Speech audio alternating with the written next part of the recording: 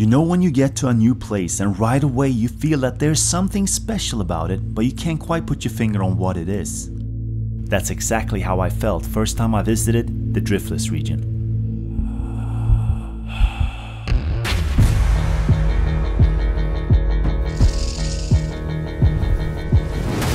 This land, it's ancient.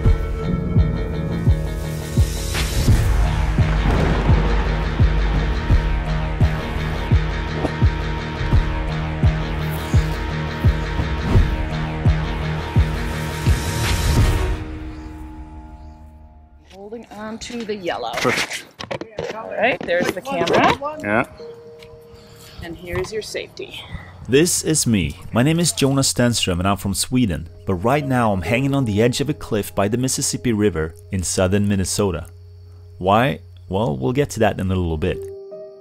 This here is my best friend and business partner, Rob Nelson. Just gotta figure out which way deeper water is. We're both biologists and filmmakers, and together we travel all over to find and document interesting wildlife stories. It started as a passion to document nature, and now we feel it's our mission to show our children that interesting nature stories can be found even in places you don't expect it. Where we are right now is one of those. Here, get a close-up of this. We are in the Driftless region, an area located by the upper Mississippi River from southern Minnesota and Wisconsin to northern Iowa and a small section of northwestern Illinois. The reason this region is special is in its name, Driftless. Drift, or more specifically glacial drift, is a geological term for material transported and left behind by glaciers. At different times in history, much of the land has been covered by glacial ice, times we often refer to as glacial periods, or more commonly, the Ice Ages. During the last glacial period, which is believed to have ended about 11,000 years ago, the mile-thick pack of ice moved south from Canada and covered much of the northern part of the US. Its destructive force crushed everything in its way, and when the ice eventually disappeared, the land underneath was forever changed, literally leveled to the ground. Except here. Of all the known glacial periods, the area we today call the Driftless region never got covered by the ice. Somehow this region got spared, and what was left behind was an environment filled with interesting stories, with great environmental and cultural importance. But why did all these glacial advances miss the Driftless region? This is unique on Earth. We're here to find some answers. Rob is really the one who told me I had to come and see this. He was here filming a few years ago, and the more the team started digging into it, the more they realized that this was a truly unique part of the world, and that most people had no idea about it. The Driftless sound? I'm not exactly sure what you're talking about. The team left with too many unanswered questions, stories that seemed too interesting to stay undocumented. Rob called me up and said, "Hey Jonas, get the cameras ready, we have some places to visit." Hey! So here we are, but none of this would have been possible without our two local guides, George Howe and Tim Jacobson. As a biologist born and raised in the Driftless, George is like a walking book of stories about the region. Countless fragments of marine organisms, minerals in the water. Life cycle of freshwater mussels has... And Tim, equally as filled with knowledge about the ins and outs of the Driftless, and always armed with a camera and ready if there's something to document. It was freaky. It was really freaky. Their passion for the Driftless is really the reason this story started in the first place. So let's head up the bluff. Right now, we're itching to start looking for some of the answers to the many questions we have, and what better place to start than from the sky. Lucky for us, Tim is also a pilot. Now we know this area is special. It has a lot of unique things, but why exactly? I think the best way to figure that out is with a plane. Let's go. Testing 1, 2, 3. Can you guys hear me? Hear you. Over. I can hear you. Over. Great. 3 golf at 3-1. Ready for takeoff.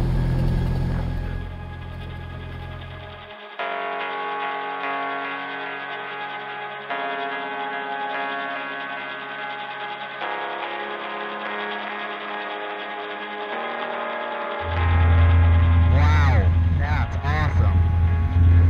Basically got the entire Mississippi River down here. It's pretty amazing to see the Mississippi River from this perspective. The huge amount of water moving downstream and constantly reshaping the river valley in its way. Wow, this is cool. Massive floodplain forest to our right. The water pushing sediment around, cutting through large floodplain forests and creating a network of little islands and winding canals everywhere in between. One exception is Lake Pepin, the largest lake and the widest natural section of the entire Mississippi River. Another interesting observation we made were small dots on the landscape, sinkholes that seem to pepper the fields. But the most striking features of the area are without a doubt the steep bluffs lining the mighty Mississippi River. From the ground they look like impressive hills with sections of vertical exposed rock that is layered in bands with different colors. But from the air, there's also something else about the bluffs that stands out. The bluffs look totally different from here. They're all about the same height. Yeah, that's interesting.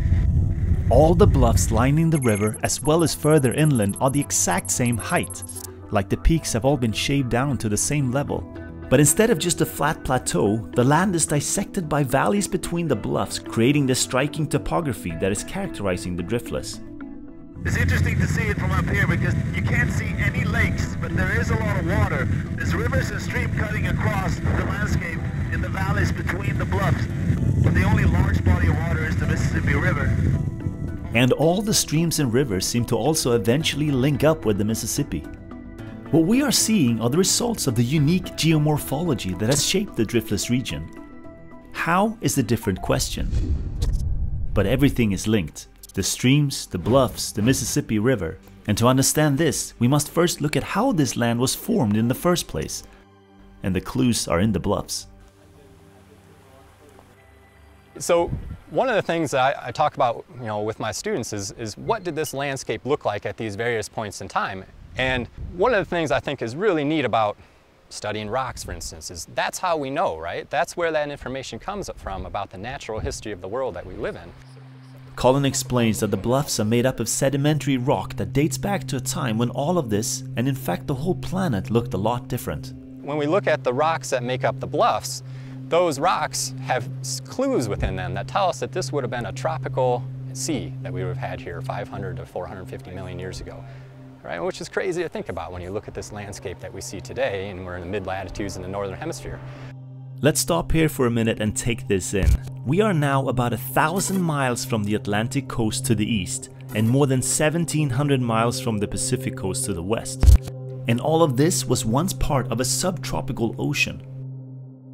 North America would have been tilted about 90 degrees on its side, and we would have been located at about 20 or so degrees south latitude in the southern hemisphere.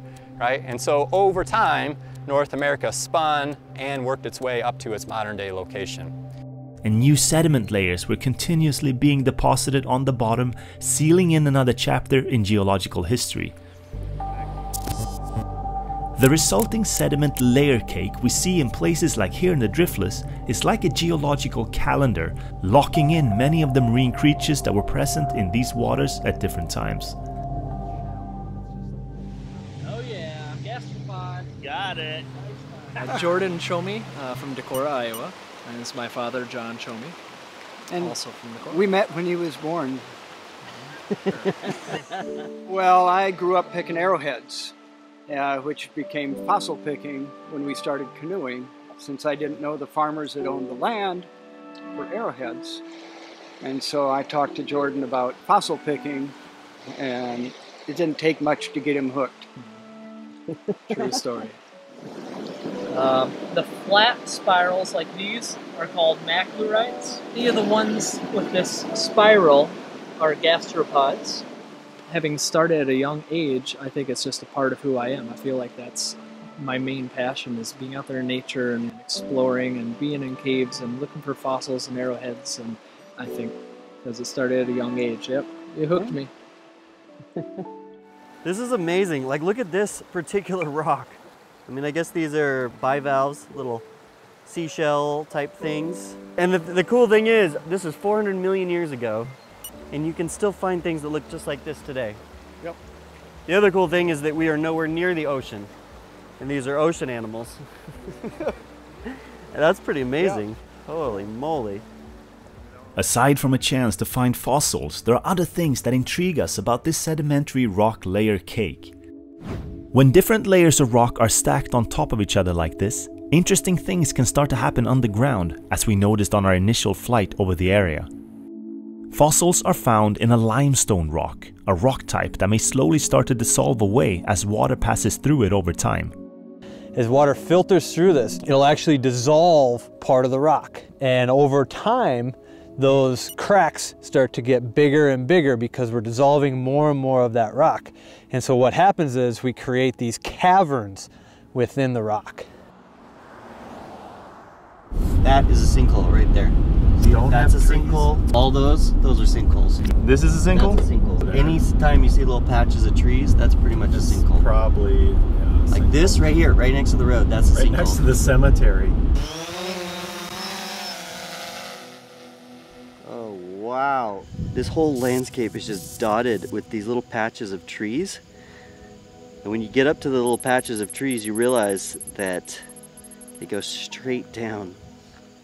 A sinkhole would be sort of a big room or a big cavern that would form. And as it dissolves, as that rock dissolves, and we start to get a thinner and thinner layer up above it, that layer, that top layer can then collapse, right? And so then we have the surface layer collapse into the sub layer, creating one of these sinkholes. I'm right over the top of this sinkhole. Look how deep it is.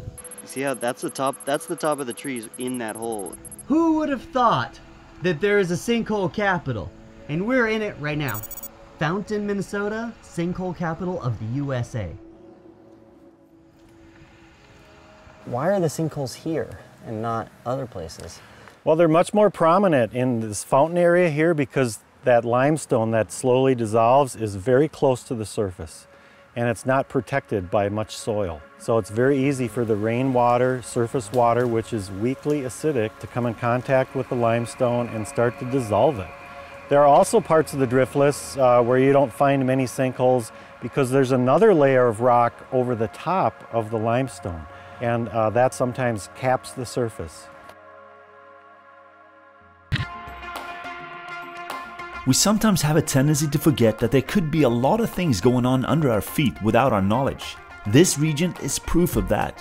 Who knows how many of these sinkholes that are connected underground and how many more that are going to open up in the future. 1, 2, 3, 4, 5, 6, 7, 8, 9, 10, 11, 12, 13, 14. They're just like all over the place. We probably wouldn't even have known that there were giant underground cavities like this if the dissolved limestone had not been so close to the surface as it is here in Fountain.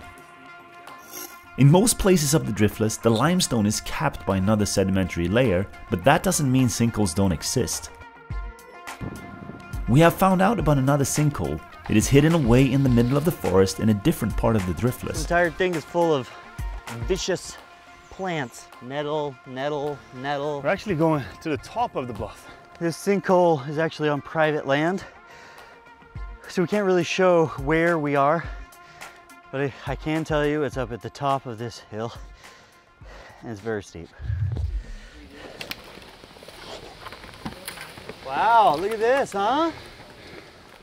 This is so different to the other ones we've seen.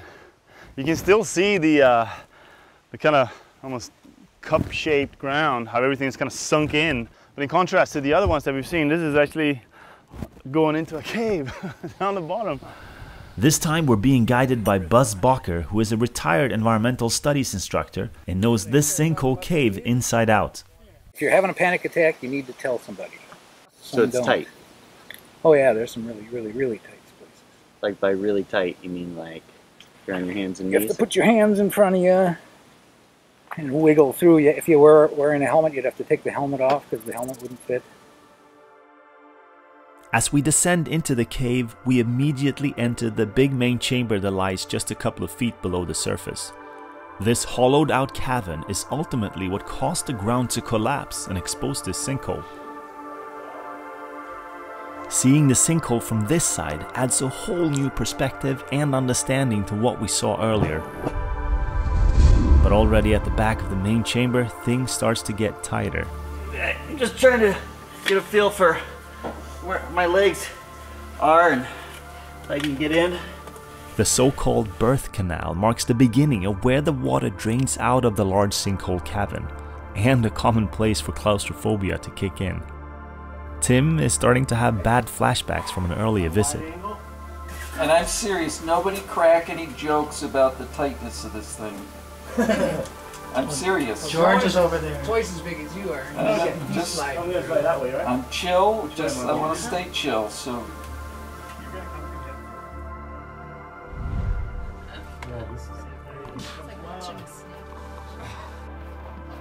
This is as far as we can make it this time, but the tunnel system continues. We're told that other cavers have made it almost 3 times as far in the past. This impressive sinkhole cave has given us a glimpse into the underground activity of the Driftless. No ice cream tonight. But it's only the beginning, as sinkholes are not the only way into this hidden world.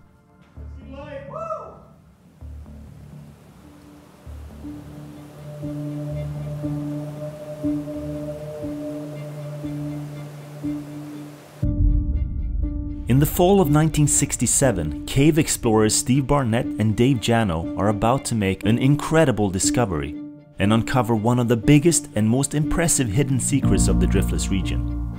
Barnett had scouted the location before. Freediving the 47-degree water, he found that the spring at the base of the bluff seemed to be the outflow of a potential cave system. The two had been investigating springs all over northeast Iowa with hopes of finding undiscovered caves.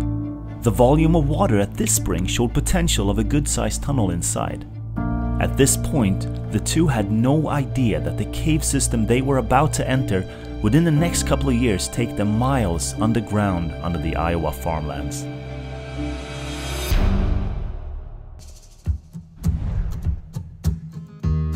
This is what the land looks like only a couple of miles from the spring. Took a while for us to find this because this is right in the middle of kind of nowhere, in the middle of a field, just like a bunch of trees right here. All right, so let me just fill you in on what we're doing. This little structure behind us is where the entrance to the cave is. It goes down almost 100 feet. What? Play above ground, you play below ground. Oh! Can you see the bottom? Yeah, you can see the bottom. To this date, no natural surface entrance to this cave has been found, and the spring resurgence has been gated off for safety reasons. The only way to get to the cave system today is here.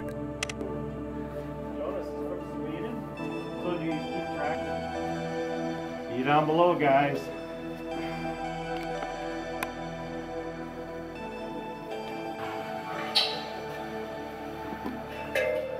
So at some point, they drilled this hole down. Somehow they had figured out that down here is the best place to actually get to the cave system. Whoa! The sinkhole cave gave us an idea of what was going on, but this is just incredible. We're standing in an underground river running through a tunnel large enough to fit a train. And we're lucky. There hasn't been a whole lot of rain lately, so the water is waist deep at most. Basically, we're trying to traverse back into this cave, but it's tricky because every step is different. The biggest hazard is tripping, so just go really slow. Well, try not to dunk the cameras, John. Woo!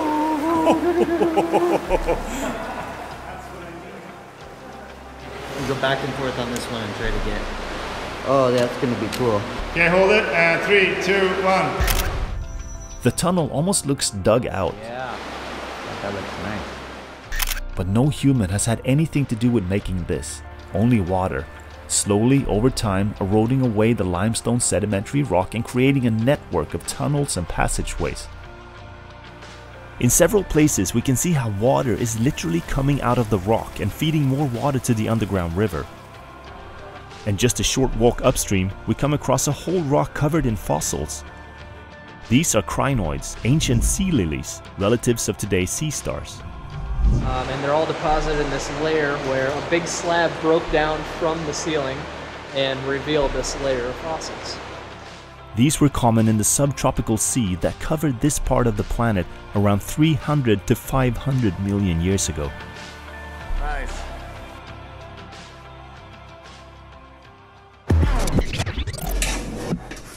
You're breathing hard, like you're It was. Working or something. Yep, clear. Good job. That's fun. And even if it feels like we've seen a lot on this visit, it's only a small part of the more than 17 miles of tunnels that have been explored so far.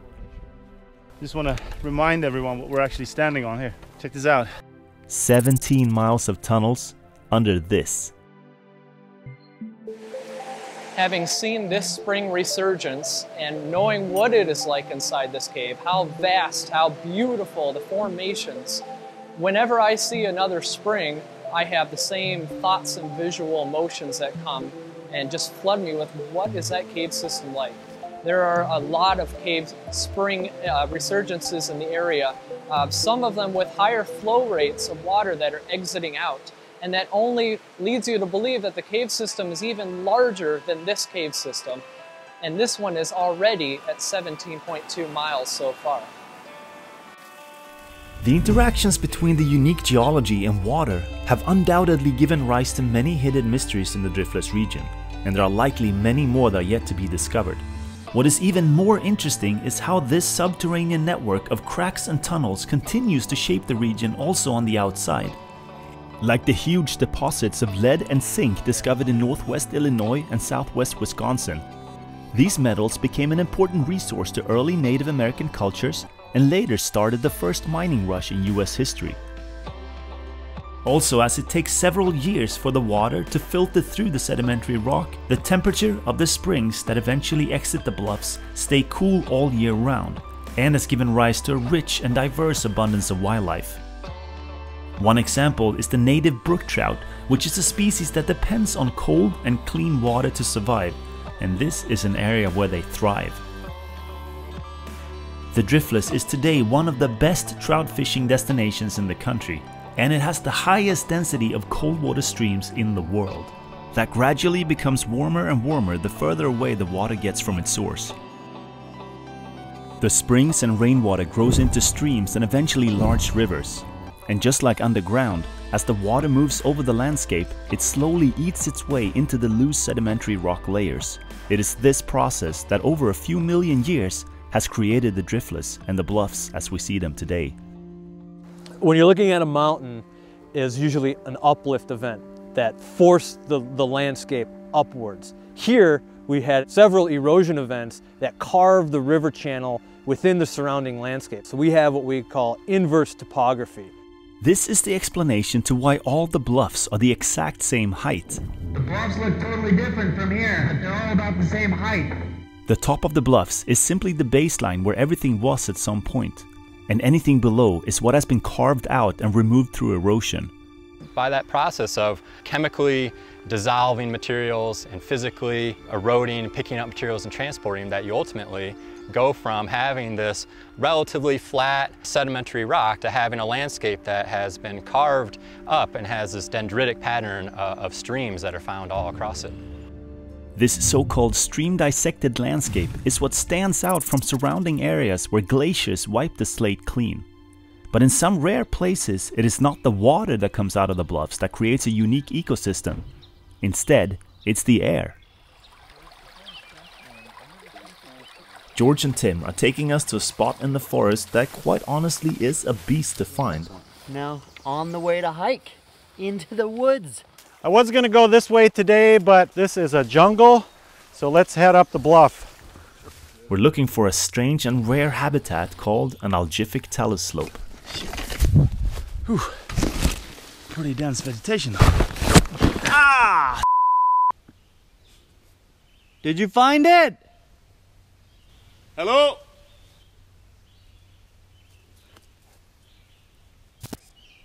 He said he found it! Up here. He found it! Tim found it! Oh, finally found it. This is the algific talus slopes.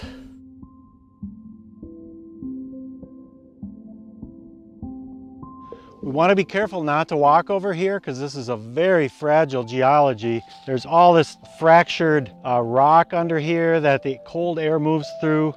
The bluff is actually breathing here. There's air being taken in a vent probably 200 feet uphill, but there are places in this bluff where there's ice from last winter. Let's try and explain this. Algific means cold producing, and talus is a word for the broken rock fragments that make up the upper layer of this soil. Inside of these bluffs, it can get very cold. Water that flows through the limestone in the winter freezes and can form ice caves that may stay frozen all year round. Air gets cooled down by this frozen underground world and gets diverted out of the bluff through vents in the limestone. This in turn generates a pressure gradient that starts with air being sucked in through the vents on top of the bluff down to the ice caves where it gets cooled down and then pushed out through the talus slope vents.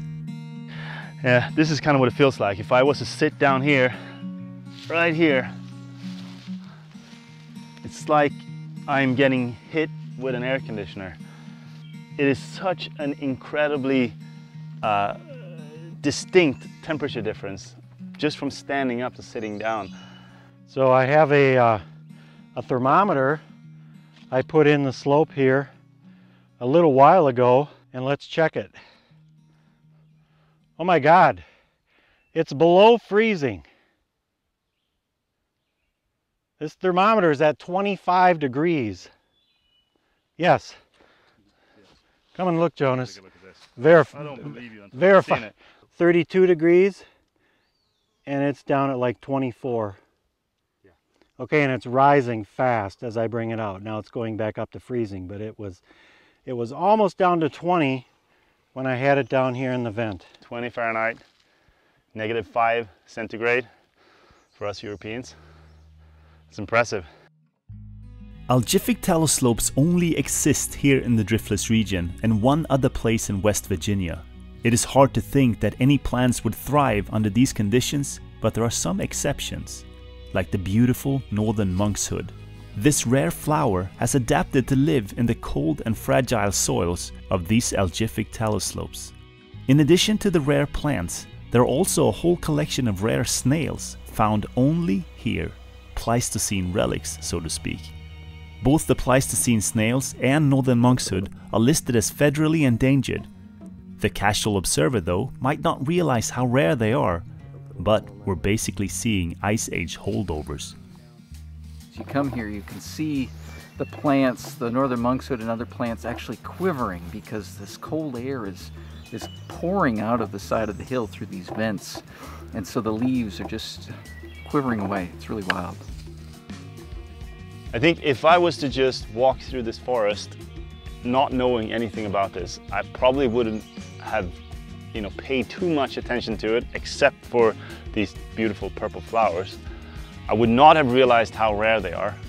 I would not have realized how sensitive this whole area is. But just knowing a little bit about this makes it really special to get here.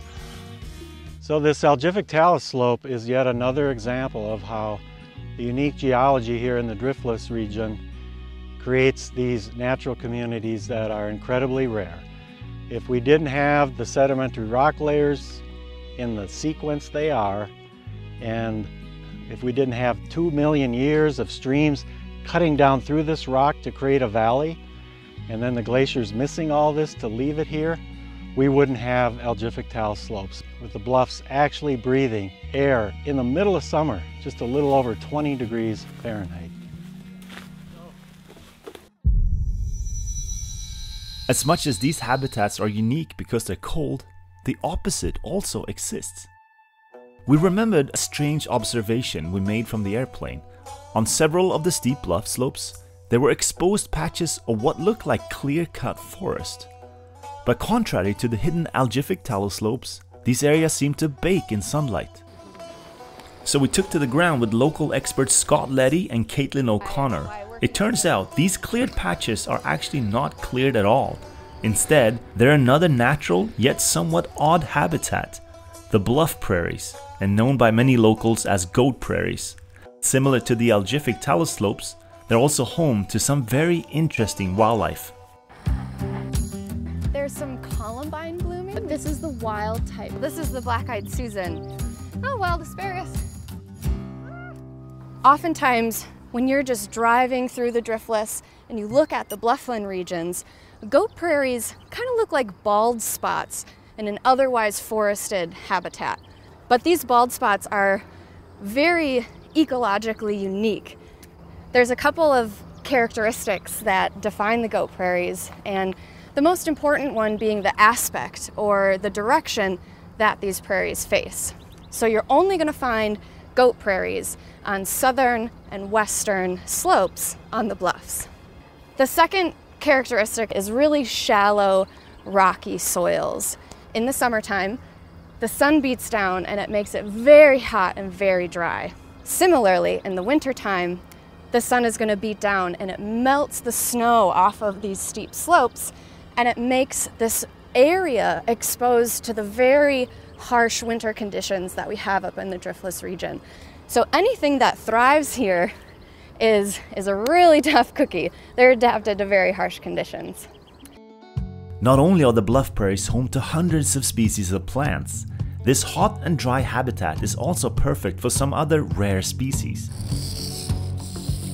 Most people would not associate rattlesnakes with Minnesota, but even if they are hard to find, the steep bluffs are in fact home to a population of timber rattlesnakes. This is obviously a great sign that they are here, so let's see if we can actually find a live one. I'm gonna put this one back where I found it. All right, let's go. But as they are very well camouflaged, finding one requires some work. And as the sun started to heat up the rocks, we got lucky. Rob, do you want to come here? There's one in that bush. There was a second one that rattled at me, and it's right now out there. Timber rattlesnakes are generally found much further south, but because of the unique habitat, this somewhat isolated population still remains up here. Timber rattlesnakes are actually quite docile and not aggressive at all. Unfortunately, their numbers have declined a lot, mostly due to habitat loss and the general public fearing these actually gentle snakes. In the early 1900s, this led to a bounty on timber rattlesnakes in Minnesota and Wisconsin, a bounty that has now fortunately been repealed. Now work is focused on restoring the prairies, such as through the removal of invasive species and restoring fires to this habitat. This provides ideal places for birds like the meadowlarks, bobolinks, and Henslow's sparrow, in addition to the amazing flowers and rare reptiles. Another interesting reptile that lives up here is the six-lined prairie race runner. After getting heated up, they're extremely fast and very shy. The slightest movement and they're gone. Luckily, we managed to find a couple that had other things on their mind than worrying about us. A rare thing to witness for sure. As all reptiles, these snakes and lizards need heat from the surrounding environment to keep them active. To survive winters, they locate rock crevices or burrows below the frost line and go into a state of hibernation. To conserve heat even more, several snakes, even different species, often share winter dens, like this molting bull snake. As the weather warms up in spring and provides enough heat, the reptiles emerge from their long winter sleep. Because of the long winters up here and the abundance of natural dens beneath the ground, the habitat that is favored before all others by these reptiles are the heated south-facing hillsides of the bluff prairies. You know, it's all about habitat. Don't have it, and you've got nothing. It's all about places like this. For us, it is another example of how these bluffs provide unique opportunities for life this far north that otherwise would not have been possible. With the cycles of glaciers that came and went, we're actually seeing features that have withstood those ice ages. We're seeing examples of places where there's what we call refugia, where there's species that lived here during the colder climates and they've actually hung on here in little pockets because it is an old landscape and because it wasn't overrun by ice. But to claim that we are just now figuring this out and how special this area is couldn't be more wrong. The truth is that these bluffs with the caves and the caverns, green valleys and cool freshwater streams have been sacred places for humans and wildlife alike for a very long time. Rock paintings have been found in caves deep underground, and rock shelters by the soft sediment bluffs display rock carvings thousands of years old. If you look at the underside of a hawk or an eagle or other birds of prey, if you've ever seen the way that they fan out, perhaps that's what you have here. As for the rock art, it's spectacular rock art. We have both rock art that's been done with pigments as well as rock art that's incised into the rock itself. So we have different ways. We have these very elaborate compositions, some of which can be linked up to Ho-Chunk oral traditions, for example. And so the overall context or package is something that's absolutely unique anywhere. The Ho-Chunk were one of the earlier inhabitants of the area and one of several Native American tribes that resided here. The bluffs of the Driftless made for great natural rock shelters, protecting the early inhabitants from the forces of nature. Their importance is displayed by the diversity and number of rock art found across the region. The sedimentary sandstone was easy to carve, yet strong enough to preserve the artwork, giving us a glimpse into the cultural history of the area. But the most impressive and mysterious remains of early humans may still be the several hundreds of so-called effigy mounds found all throughout the Driftless region, from Illinois to Minnesota. We are standing on sacred ground. This is indisputable to me. And if you stand at the head of the bird mound on the first day of spring, the vernal equinox, and look to the east at sunrise, there's a small notch in the far ridge, and that's where the sun rises. And it looks like this bird is giving birth to the sun. It's an absolutely incredible sight. But if you can imagine 1,000 years ago, if you were on this site, there would have been many fewer trees, and there would have literally been hundreds of mounds visible. You would have probably seen a large central village site, perhaps some satellite village sites, smoke rising from campfires, and the human activities going on that would have been part of daily life. And it would have been quite an incredible sight to see. We know the earliest people in this area came to this resource-rich part of the world. There was water to transport on, provided a lot of food for the people who were living at that time, who were largely nomadic at the time. So this was a habitation site for the earliest Americans. Think about how you would move about the landscape without vehicles or horses or any other way to get around. You'd be using the corridors of the water. Again, being nomadic, they're looking for ways that they can get to places where there's rich game and rich land in the fall and protected areas in the winter. So a lot of these rugged blufflands and driftless area provided both of those things in close proximity. The mound building cultures lived around 1,000 years ago. The purpose and shape of the mounds varied. Some were built as burial mounds and others were made for different ceremonial and spiritual purposes. Using LiDAR technology, a technique of scanning the ground with laser, we now know that there are many more effigy mounds than anyone ever knew. In fact, there are more of them here than anywhere else in the world, and because of that, the Effigy Mounds National Monument was established here in 1949. You have to recognize that building mounds is not an easy task. You have buffalo scapula hose and reed baskets, and it takes a lot of calories and energy to build a mound. So you have to have a charismatic enough leader that says, we're going to build a mound today.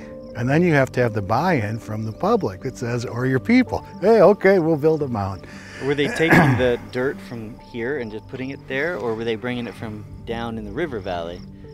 In some cases, they would actually dig subsurface into the shape they were seeking to identify. And they would layer special soils, in some cases brought from some distances, in some cases perhaps clean sandy soils from springs, you know, where you get that very sugar sand look. And in some cases they would scrape soil up from around the mounds, and in other cases they may indeed tote them with baskets from the nearby wetland or wherever. And then the engineering acumen to say 1,000 years after they've been built, they're still here on the landscape telling us a story that we want to know more about, but they're still here as part of their cultural landscape. And then of course, the knowledge of the skies, the sun, the stars, and the moon, to have alignments where those alignments do occur. Nice. It's really incredible. That's incredible. Thanks for showing this all to me. You bet. The effigy mounds are often made in shapes of symbolized animals. Why there's such a high concentration of them here is still not fully understood, but maybe not so surprising. The complex topography and vegetation contain a range of habitats that in turn support a rich diversity of life. But the big question is still how it is possible that this area got left untouched by the glaciers, allowing this complex topography to remain when everything around it got leveled. Yeah, this is the place. Yeah, this is a nice spot. This is Devil's Lake, one of only 2 lakes in the Driftless, and a body of water created because of the advancing glaciers. It also marks the eastern edge of the Driftless region. And so right here, this is just a really quirky, fortuitous place that the ice came far enough that if you look off here, we can see the edge of the Driftless area there, we can see the edge of the Driftless area there, and then it extends behind us to the west all the way down to the Mississippi River and beyond. I thought about this so many times, that the glaciers missed this part of North America. It is unique. And there's different explanations for why the ice stopped in different areas. Off to the west, the ice was flowing down out of the Canadian Rockies, and it flowed to different distances over different ice ages. And it's partly a function of how far the ice was able to flow with the supply of ice, and partly it was probably steered by the way the bedrock outcrops in Iowa and Minnesota. If you go to the north of us, the ice was trying to flow across the Lake Superior lowland, which is a tremendously deep hole in the ground, and so that was in itself just a natural impediment to ice coming down towards the Driftless area from the north.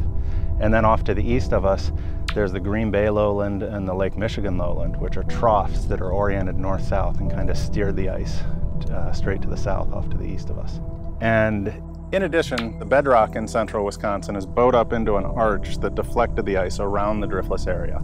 And farther north, the hard, rough crystalline rock was a further impediment to stopping the ice from flowing any farther south. Cores show that there were fluctuations that indicate there were as much as a couple dozen ice ages over the last 2.5 million years. So yeah, when we talk about the ice age, we're thinking of the last one, but there were a couple dozen that preceded it, and all of them missed the area. There are a couple of important results from this. We have already said that the Driftless exists because it wasn't covered by glacial ice. But it's not exactly right to say glaciers left the area untouched. Simply put, the Driftless region is not what it is only because it got spared by the glaciers, but also because there were glaciers nearby. At the center of the whole Driftless, like a mighty artery through the region, connecting the veins of water that carves through the bluff landscape, is the mighty Mississippi River.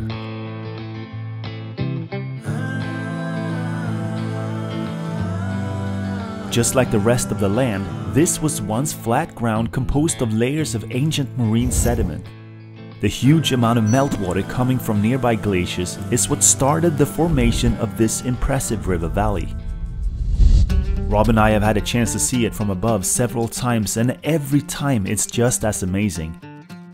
Just the thought that water alone has carved all this out is somewhat mind-blowing.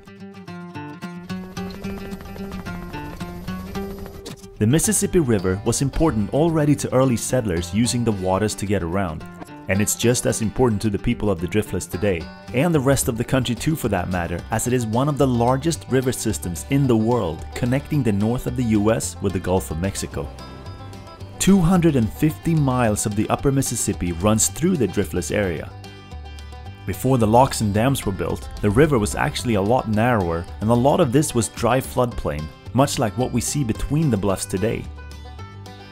But there's also been times in history when the river was a lot deeper. Geologists have measured that the actual bottom of the river lies another 300 feet deeper than the bottom of the river today. When the glaciers were melting and carrying sediment, that sediment ended up in this river valley. And it actually filled it up to a level much higher than it is right now with glacial outwash sediment. The same glacial water that carved it out also refilled it with massive amounts of sediment that came with the water. The huge amount of glacial sediment also resulted in making the upper Mississippi unique in some other rather odd ways. So we're at Lake Pepin right now. It's actually a really unique feature because it's the widest part of the Mississippi River and it's all natural. The lakes are very rare in this area. Well, here we have a natural riverine lake. It's been in existence since the glaciers were close by here a little over 10,000 years ago. And we have this natural system where the Chippewa River is damming the Mississippi River, creating Lake Pepin. And it's a pretty rare and interesting phenomenon. We can see huge amounts of glacial sediments and sand that are still partially damming up the Mississippi today. And fun fact, if none of this had happened, there's a risk we wouldn't have water skiing today. It says, Lake City, the birthplace of water skiing. Well, we couldn't really pass that up, so we got to get out on the river.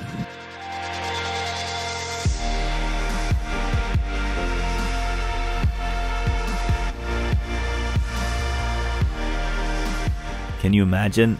Who would have guessed we would have the last ice age to thank for all this? Now there's a fun fact to share at dinner tonight. Okay, so now let's get back to the main story. Okay, everybody in. Well, hopefully we can see some cool things while we're out here. You can point out your favorite bits. I'm excited to just be out here and see some of the diversity habitats. Look at these beautiful little beauties. People are already setting up for the weekend, starting to use the beaches. The Mississippi is a wetland of international importance, what we call Ramsar wetland. So that means globally, it's been recognized as being that important. Really? So, yep. So we're in a National Wildlife Refuge right now. We are, yes. Okay. So what does that mean for the river? Yeah, what that means is protection for conservation. So refuges are managed for wildlife first. We also do have recreation, you know, people can come and fish and hunt, but predominantly most of what we're doing out here is managing it for wildlife. That also involves informing the public about the sensitive animals in the reserve, like the many species of turtles that come and nest on the sandy beaches. Come on up here, quick! Oh, it's hot! Oh, ow, that's hot! Oh. You can see all of the eggs, though, right here. They've been predated, eaten by something. What do you think ate these things? Snakes or raccoons? The one thing you can actually see right at the moment, though, is you can see the dug out nest. And then occasionally you can see the slide marks of the turtles coming back down. Wow, fortunate. But the main attraction when it comes to viewing wildlife here must be the birds. It's indigo bunting is the lowest. Oh my goodness! Yeah. Look at that, we're so close. I've never been that close to a falcon before. This is, for example, the summer destination for over 100 species of migratory neotropical songbirds, like the chestnut-sided warbler, northern pawla, and American goldfinches. Winters are spent further south, but in the summer they come up here to nest and breed. In addition, the Mississippi River is also a major flyway for migratory birds. That means the river functions as a guidance for the aerial highway used by millions of birds on their way between summer nesting grounds in northern Canada and the southern parts of the flyway where they spend winter. In fact, more than 320 bird species have been recorded using the Mississippi Flyway each year. It is now mid-June, which means right in between migration times. Now let's fast forward 6 months.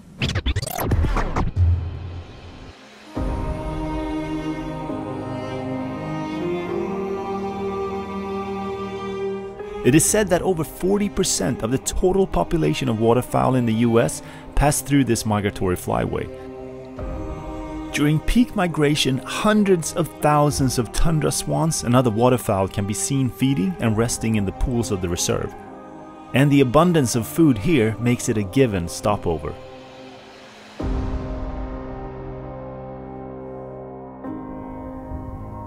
As a photographer and videographer, this is something you kind of dream about. You're surrounded by this environment, the colors of the bluffs, the white swans, the contrast, the water. This is why I became a wildlife filmmaker and photographer.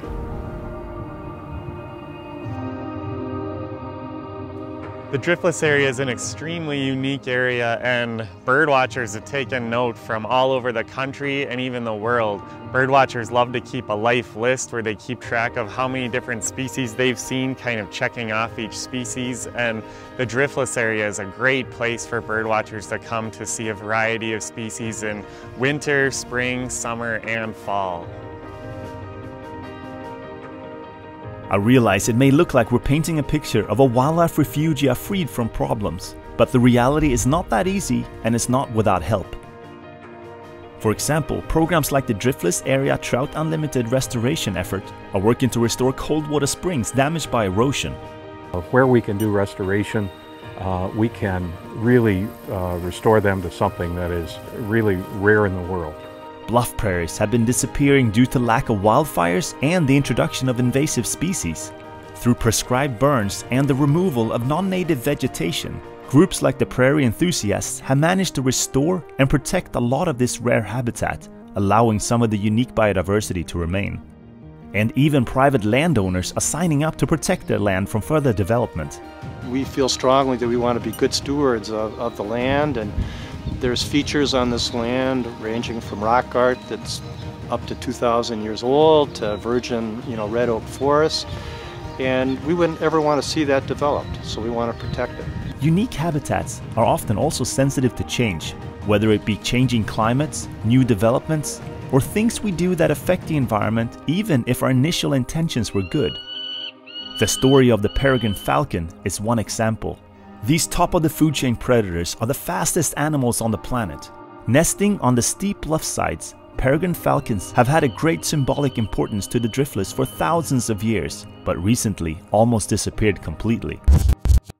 The greatest potentiality of DDT lies in dispersal from planes. The use of the pesticide DDT that was developed in the 1940s to help fight the spread of diseases like malaria and typhus almost caused them and other raptors like the bald eagle to go extinct from the American continent, and the Driftless was no exception. The organization Raptor Resource Project was founded in 1988 by Bob Anderson, who successfully managed to breed falcons and return them to the wild by releasing them on the cliffs. Artificial nest boxes were also put up along the upper Mississippi bluffs, and today the peregrine falcons are back in numbers where they are no longer considered critically endangered. But the continued work to protect and monitor them and their habitat is still crucial, which brings us back to where this story started, to the steep cliffs of the Driftless Bluffs. Alright, so we're on a big soybean field up on the top of this bluff, but over there is a big cliff. It overlooks the Mississippi River, and we think that over there may be the nest of a peregrine falcon. Now, whether or not this one actually has chicks in it is yet to be discovered. We have all of our climbing gear, and you'll find out. I'm going down. I'm going down. Here we go.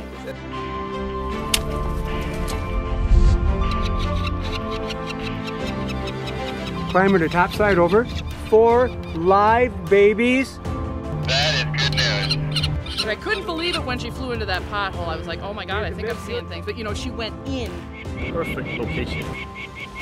That's music to my ears. There are peregrine falcons right in that nest. How cool is that?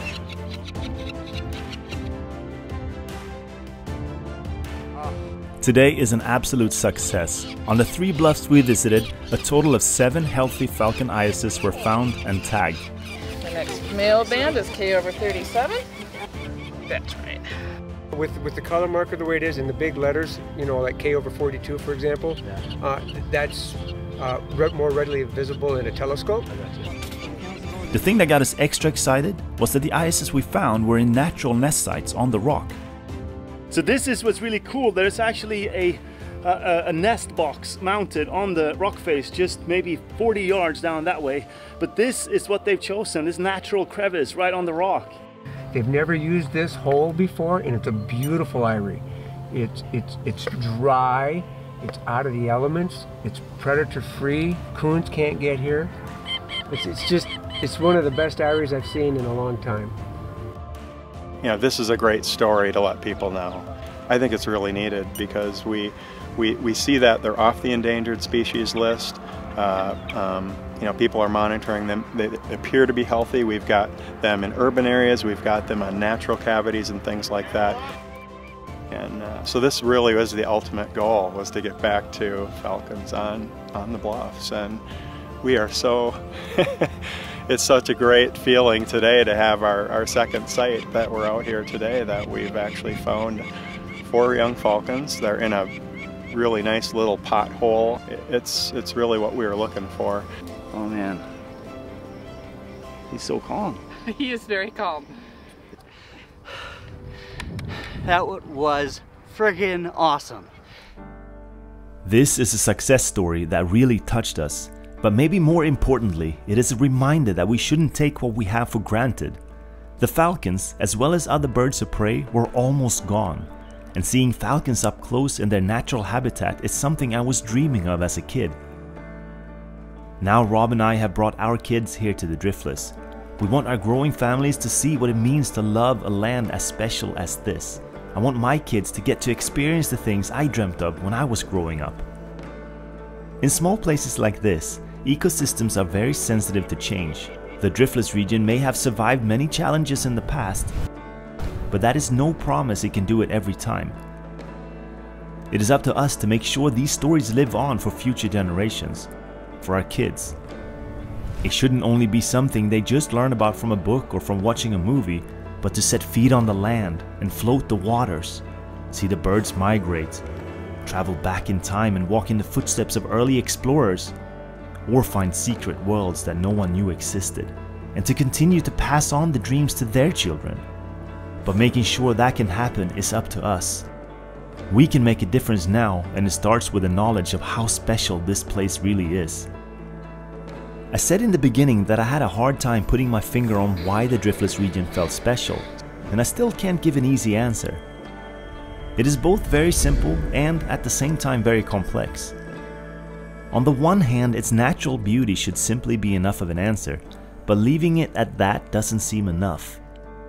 What we have seen and what we have experienced during our time in the Driftless can be summed up as a wild ride of fascinating discoveries.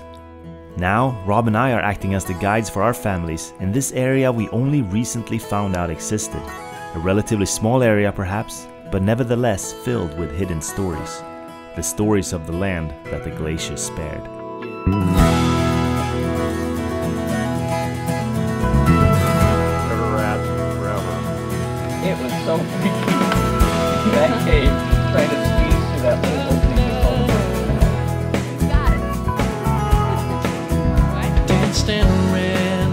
We gotta help Leo out. Grass and flowers. In the daylight, I felt heaven. This is cool. Rain showers. I was younger. I saw those loving spirits play.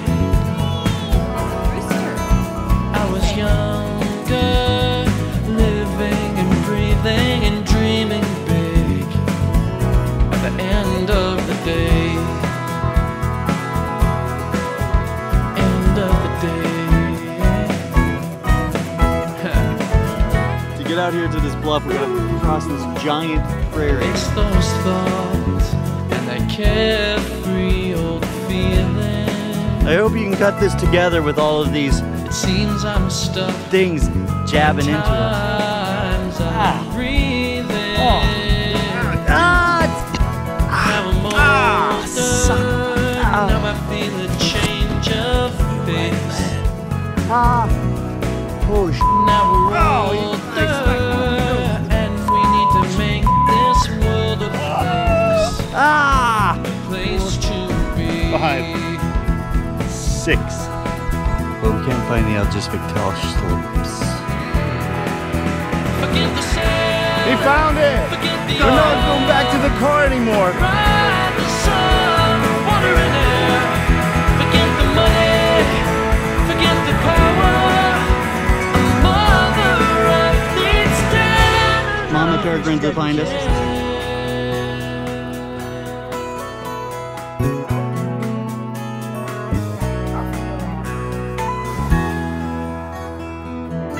Take care of her.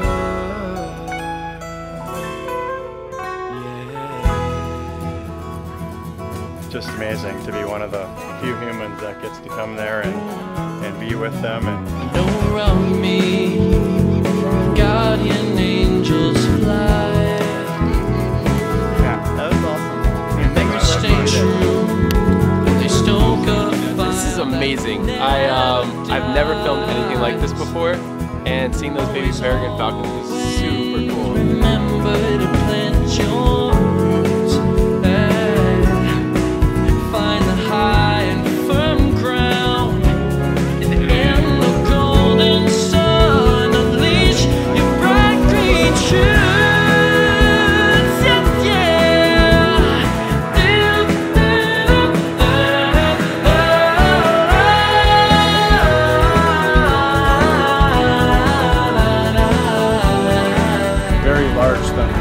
We made the right choice by turning.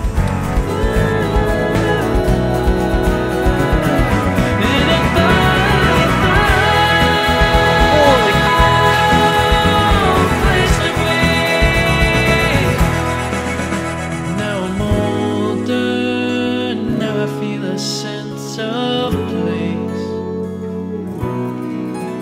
Now I'm older, and I need to find my space. Place to be, yeah, place to be.